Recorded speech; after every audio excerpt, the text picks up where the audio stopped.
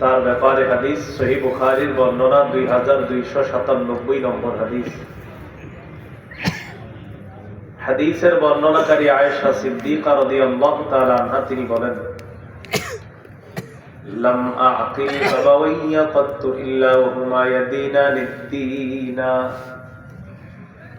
ওয়া লাম ইয়ামুররু আলাইনা ইয়াওমুন ইল্লা ইয়াতিনা ফীহি রাসূলুল্লাহ সাল্লাল্লাহু আলাইহি ওয়াসাল্লাম طرفي النهار بكرة وعشيا। আমার বুঝ জ্ঞান হওয়ার পর আমার আব্বা আম্মাকে আমি সদা সর্বদা দিন পালন করতে পেরেছি। বুঝ জ্ঞান হওয়ার পর এমন কোন দিন নাই যেই দিনের দুই প্রান্তে সকাল সন্ধ্যা নবী আমাদের বাসায় আসেননি এমনটা হয়নি। প্রতিদিন সকাল সন্ধ্যা নবী আমাদের বাসায় আসছে।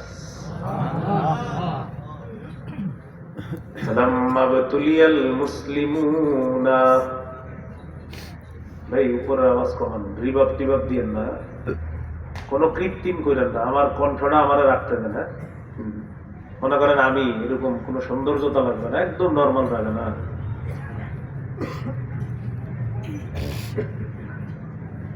চায়না যুগে আছি তো কিছু আপনি যে আমনে এটা আপনি হইতে হইব না, আপনি অন্য কেউ হইতে হইব।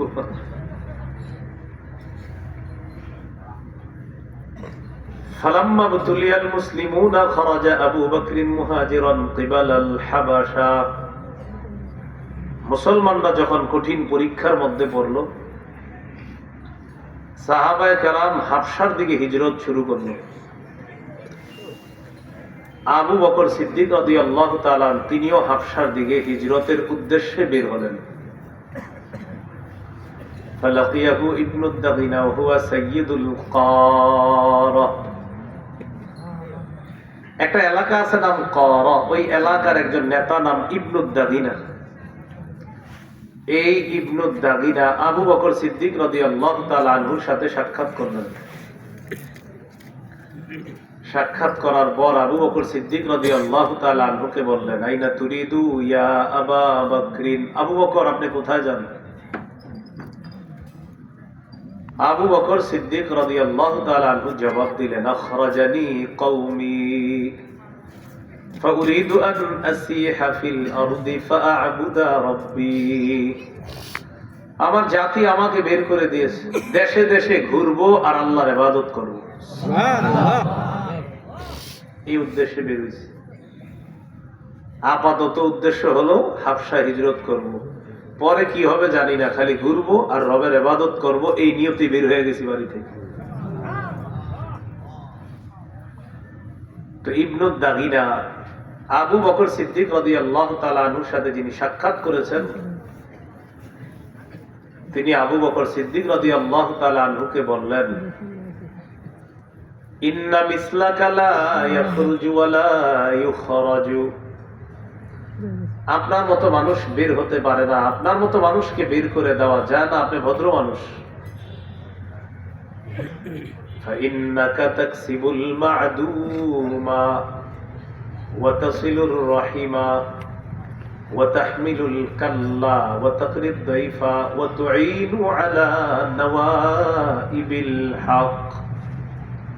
আপনার মাঝে পাঁচটা বৈশিষ্ট্য আছে যেটা সাধারণত সবার মাঝে নাই, রসুলের মাঝে আছে। আর রসুলের অনুসারী হিসাবে পরিপূর্ণভাবে আপনি চেষ্টা করছেন এই 5 গুণ আপনার মধ্যে আনার।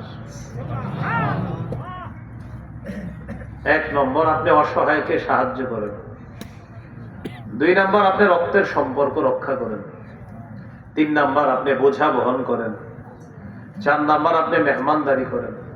5 নাম্বার, যারা সত্যের উপর অটল থাকতে চায় আপনি তাদের সহযোগিতায় এগিয়ে যান। এমন মানুষকে কেউ বের করতে পারে না, আপনিও বের হতে পারেন না। আনা লাকা জারুন, আমি আপনাকে নেতা হিসাবে নিরাপত্তা দিচ্ছি, আপনি চলেন। ফারজি' ফা'বুদ রাব্বাকা বিবিলাদিক। চলেন, আপনি আপনার এলাকায় গিয়ে ইবাদত করবেন, আমি আপনাকে পরিপূর্ণ নিরাপত্তা দিব। فارتحل ابن الدغنة ورجع مع أبي بكر الصديق رضي الله تعالى عنه করগোত্রের নেতা ইবনু দাগিনা আবু বকর সিদ্দিক রাদিয়াল্লাহু তাআলা আনহুকে নিয়ে চলে আসলেন। ওই যুগের নিয়ম হলো কোন নেতা যদি অন্য কাউকে নিরাপত্তা দেয় এই কথাটা অন্যান্য নেতাদেরকে জানাইতে হবে। এক নেতা নিরাপত্তা দিলে অন্য নেতাদেরকে জানাতে হবে। فطاف في أشراف كفار قريش ইবনু দাগিনা মক্কার কাফেরদের মুশরিকদের লিডার যারা আছে এই লিডারদের সাথে সাক্ষাৎ করলেন। সাক্ষাৎ করার পর তিনি বললেন আতুখরিজুনা রাজুলান ইয়াকসিবুল মা'দুমা ওয়া ইয়াসিলুর রাহিমা ওয়া ইয়াহমিলুল কাল্লা ওয়া ইয়াকরিদ দাইফা ওয়া ইউইনু আলা নাওয়াইবিল হক। এমন একজন মানুষকে আপনারা বের করে দিবেন যে মানুষটার পাঁচটা অসাধারণ বৈশিষ্ট্য আছে। এক নাম্বার, তিনি অসহায়কে সাহায্য করেন। দুই নম্বর, তিনি রক্তের সম্পর্ক রক্ষা করেন। তিন নম্বর, ওয়াহমিলুল কাল্লা, তিনি অন্যের বোঝা বহন করেন। চার নম্বর, ওয়াকরিদ দাইফা, তিনি মেহমানদারি করেন। পাঁচ নম্বর, ওয়াইনু আলা নাওয়াইবিল হক, সত্যের পথে অটল থাকতে গিয়ে যদি কেউ কষ্টের সম্মুখীন হয় তার সহযোগিতায় তিনি এগিয়ে যান। এমন মানুষকে কি তোমরা মক্কা থেকে বের করে দিবা? লিডাররা বলল, ইবনু দাগিনা তুমি কি বলতে চাও? ইবনু দাগিনা জবাব দেয়, আমি করা এলাকার নেতা হিসাবে আবু বকরকে নিরাপত্তা দিলাম, বিষয়টা তোমাদেরকে জানানোর জন্য আসলাম। فأنفذت قريش جوار ابن الدغينة وآمنوا أبا بكر। কুরাইশরা ইবনু দাগিনার এই নিরাপত্তা নামাটা মেনে নিল। আবু বকরকে নিরাপত্তা দেওয়ার ব্যাপারে তারা সম্মত হয়ে গেল। সুবহানাল্লাহ। এতটুকু বুঝে আসছেনি সবাই? আর বুঝছেননি সবাই? আচ্ছা, না বুঝলে আমি সামনে যাবো না, তা আবার কমে দিই। এইটুকু বুঝছেননি? আচ্ছা, মক্কার কাফেররা শর্ত দিল আবু বকরকে যে আপনি নিরাপত্তা দিচ্ছেন, আমরাও মেনে নিছি, তবে শর্ত আছে। কি শর্ত? মুর আবা বকরিন ফালইয়াবুদ রাব্বাহু ফি দারি ফালইসাল্লি ওয়ালইকরা মা শাআ ওয়ালা ইস্তা'লিনু বিল কিরাআতি ওয়াস সালাহ। আবু বকরকে বলবা ইবাদত করবে, ঘরের মধ্যে নামাজ পড়বে, ঘরের মধ্যে কোরআন তেলাওয়াত করবে, ঘরের মধ্যে প্রকাশ্যে নামাজ পড়বে না, প্রকাশ্যে কোরআন তেলাওয়াত করবে না। শর্ত, ইবাদত করবে ঘরের মধ্যে, কোরআন তেলাওয়াত করবে ঘরের ভিতরে, নামাজ পড়বে ঘরের ভিতরে, বাহিরে আসতে পারবে না। ওয়ালা ইউজিনা বিযালিকা, সরাসরি ইবাদত করলে আমরা কষ্ট পাই। এরা কষ্ট পায় কি পায়? এই কষ্ট যেন আমাদেরকে না দেয়। আরেকটা টেনশন আছে আমাদের, আবু বকর যদি প্রকাশ্যে ইবাদত করে, আবু বকর যে নরম মানুষ, আবু বকর প্রচুর কাঁদতে পারে। ইন্না খাশিনা আইয়াফতিনা নিসাআনা ওয়া আবনাআনা। আবু বকর যদি প্রকাশ্যে নামাজ পড়ে, কোরআন তেলাওয়াত করে, আমাদের ভয় হয় আমাদের স্ত্রীগণ, আমাদের কন্যাগণ, আমাদের সন্তানগণ দলে দলে আবু বকরের কাছে গিয়ে ভিড় জমাবে আর তার ধর্মের প্রতি আগ্রহী হয়ে যেতে পারে। এই ভয় হয় আমাদের। এই জন্য আবু বকর যেন প্রকাশ্যে ইবাদত না করে। ইবনু দাগিনা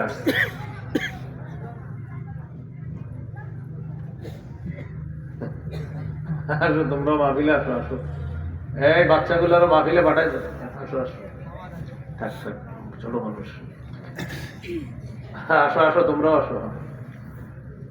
তো আবু বকর সিদ্দিক রাদিয়াল্লাহু তাআলা আনহুকে ওই ইবনু দাগিনা গেছে বিষয়টা জানার জন্য, জানানোর জন্য। আবু বকর, শর্ত আছে, আপনাকে নিরাপত্তা দিব, আপনি ইবাদত করবেন ঘরে, নামাজ পড়বেন ঘরে, কোরআন তেলাওয়াত করবেন ঘরে, বাহিরে কিন্তু আপনি ইবাদত করতে পারবেন না। এই শর্তে আপনাকে নিরাপত্তা দেওয়া হচ্ছে। আবু বকর সিদ্দিক রাদিয়াল্লাহু তাআলা আনহু মেনে নিলেন। طفق أبو بكر يعبد ربه في داره ولا يستعلن بالصلاة ولا القراءة في دار غيره ইবাদত ঘরে করে, নামাজ প্রকাশ্যে বাহিরে পড়ে না, তেলাওয়াত বাহিরে প্রকাশ্যে করে না, নিজের ঘর ছাড়া অন্য কোথাও আল্লাহ বিল্লাহ লা ইলাহা ইল্লাল্লাহ নামাজ পড়া ইবাদত করা তো সম্পূর্ণ নিষেধ, তাই সবকিছু ঘরেই করে। সুম্মা বাদা লিআবি বকরিন, হঠাৎ আবু বকরের কাছে মনে হলো আর কতদিন গোপনে ইবাদত করব, রবের ইবাদত তো গোপনে করা যায় না, প্রকাশ্যে করব। আল্লাহু আকবার, এরকম ওনার মনে হলো। ফাবতানা মসজিদান বিফিনাই দারিহি, ঘরের পাশে ছোট্ট একটা মসজিদ বানাইলেন। কাবা চত্বরে তো যাইতে দিবে না, ওখানে গেলেই প্রহার নির্যাতন, এই জন্য ঘরের পাশেই ছোট্ট একটা মসজিদ বানাইলেন। আপনারাও যারা বাড়িঘর বানান, ঘরের ভিতরে ছোট্ট একটা ইবাদতখানা বানায়, এমনি আবার এটা বানায় মসজিদে জামাত মিস করেন না, ওখানে নফল ইবাদত করবেন, দেখবেন ভালো লাগবে। মাঝে মাঝে রাত 2টা 3টা ঘুম ভাঙছে, ওখানে বসে বসে একটু আল্লাহকে ডাকবেন, নির্জনে একটু আল্লাহকে স্মরণ করবেন, দেখবেন অনেক ভালো লাগে কাজ করবে। তো আবু বকর সিদ্দিক রাদিয়াল্লাহু তাআলা আনহু ঘরের পাশে আপনার একটা মসজিদ বানাইলেন।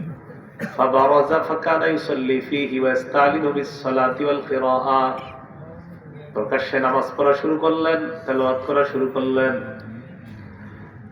فيتقصف عليه نساء المشركين وأبناؤهم, ঘটনা সেটাই ঘটলো যা কাফেররা ধারণা করছিল। তাদের স্ত্রী, তাদের সন্তান, তাদের কন্যারা দলে দলে আবু বকরের কাছে গিয়ে ভিড় জমায়,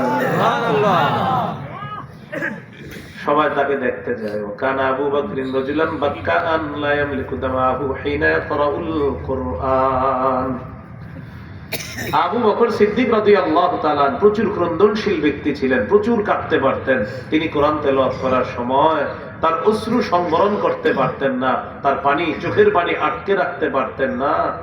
এই জন্য তিনি যখন কাঁদতেন, ইয়াজাবুনা ওয়া ইয়ানজুরুনা ইলাইহি, কাফের মুশরিকদের কন্যারা, ছেলেরা, মেয়েরা, স্ত্রীরা অবাক হয়ে তাকায়া থাকতো, একটা মানুষ এত কাঁদতে পারে কিভাবে। এই হলো দয়ার কান্না, এটা হলো মায়া, মানে মন এত নরম।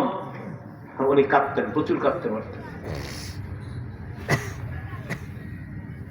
তো আবু বকর সিদ্দিক রাদিয়াল্লাহু তাআলা আনহুর সামনে যে এসে ভিড় করে কাফেররা, এই ঘটনাটা ফাআফযা যালিকা আশরাফা কুফারি কুরাইশ, কুরাইশদের লিডারদেরকে ঘাবড়ে দিল, ভাবিয়ে তুলল। ফাআরসালু ইলা ইবনি দাগিনা, ইবনু দাগিনাকে তারা ডেকে পাঠিয়েছে। ইবনু দাগিনা ওই যে নিরাপত্তা দিচ্ছে, ইবনু দাগিনাকে ডাকার পর মক্কার কাফেররা বলে, ও ইবনু দাগিনা, আবু বকরকে তুমি যে শর্তে নিরাপত্তা দিয়েছিলে, আবু বকর শর্ত খেলাফ করছে। আবু বকর প্রকাশ্যে ইবাদত করে, প্রকাশ্যে নামাজ পড়ে, তেলাওয়াত করে, আমাদের সন্তানরা তার কাছে গিয়ে ভিড় জমায়। আমরা আশঙ্কা করতেছি, না জানি আমাদের সন্তানগুলা কোন ফিতনার মধ্যে পড়ে তাদের দিন ছাইরা আবু বকরের দিন গ্রহণ করে ফেলে, এটা তাদের কাছে ফিতনা।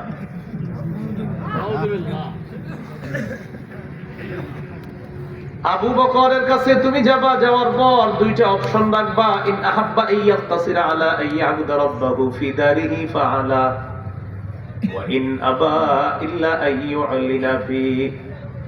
হয়তো আবু বকর গোপনে ঘরের মধ্যে ইবাদত করবে, অন্যথায় যদি প্রকাশ্যে ইবাদত করে আমরা চাই তুমি তোমার জিম্মাদারি উঠিয়ে নিয়ে এই জাতীয় অসম্মানের কাজ তুমি করবা, এটা আমরা চাই না। আবু বকরকেই বলবা সে যেন তার জিম্মাটা তোমাকে ফিরাইয়া দেয়। ওই যুগে নিরাপত্তা দেওয়াটা সম্মানের ব্যাপার ছিল। দেওয়ার পর যদি নিরাপত্তা তুলে নিত, মানুষ বলতো ছি ছি, একটা মানুষকে তুমি নিরাপত্তা দিয়ে আবার উঠিয়ে নিলা, এটা অসম্মানের ছিল। তো কাফেররা বলতেছে, ইবনু দাগিনা তুমি নিরাপত্তা উঠাইয়া নিলে এটা খারাপ দেখা যায়, আবু বকরকে বলবা সে যেন নিরাপত্তাটা ফিরাইয়া দেয়।